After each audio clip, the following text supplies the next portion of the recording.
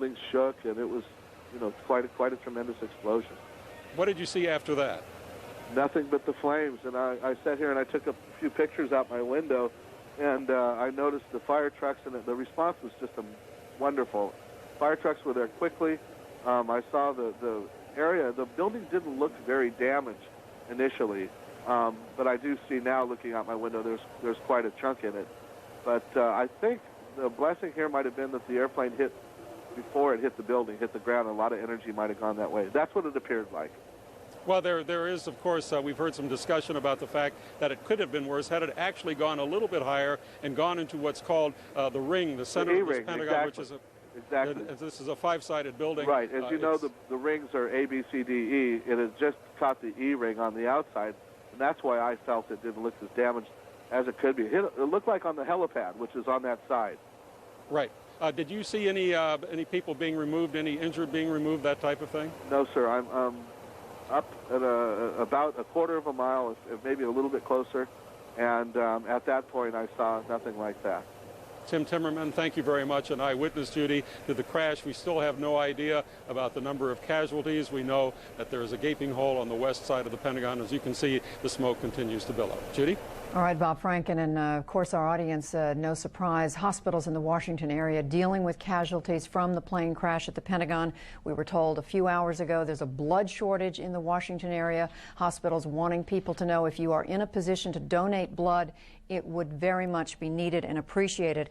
And I just want to quickly say here before we go to the site of the Pennsylvania crash that the D.C. National Guard was having difficulty getting through to people that it needs to mobilize. And this is information specific to the Washington, D.C. area. The D.C. Guard wants to alert the 372nd Military Police Battalion and its subordinate companies to report as soon as possible to the D.C. Armory. Now, we got this information just about half an hour ago, and there have been so many other stories and pieces of information coming in. We haven't been able to get this out, but we do want to get it out now. Perhaps it will do some good. Joining us now, I mentioned to you a moment ago that we have a correspondent on the scene of the airplane crash into the ground, we believe. I'm going to go to David Mattingly, CNN correspondent there in Pennsylvania. This is near Shanksville, Somerset County in western Pennsylvania, about 80 miles outside of Pittsburgh. David Mattingly, are you with us now? Yes, Judy, I'm here, and we are outside of the town of Shanksville. And to give you some idea of what kind of countryside this is, to my left is a huge field of corn. To my right is a rolling green pastoral hill here at the edge of the Allegheny Mountains. One of the last places you would probably expect to be touched by the violence of an act of terrible terrorism like we have seen today.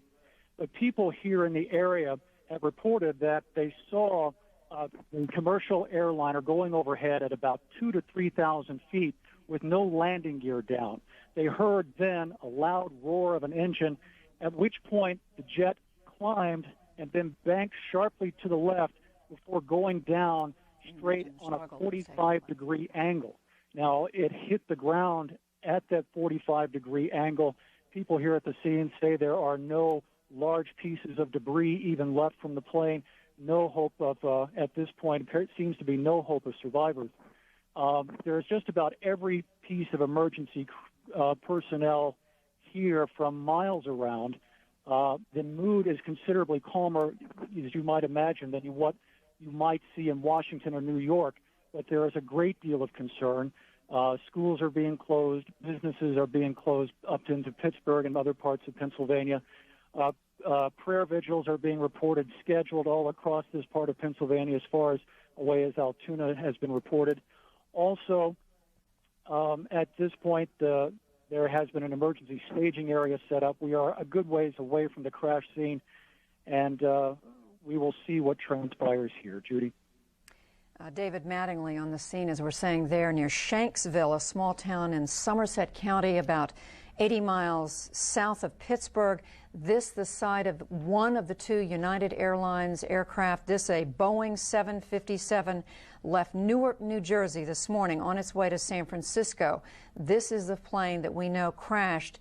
And you just, with David Mattingly's report, looking at the site of where this plane came down, we don't know where We presume terrorists behind this, what their destination was, what their target was.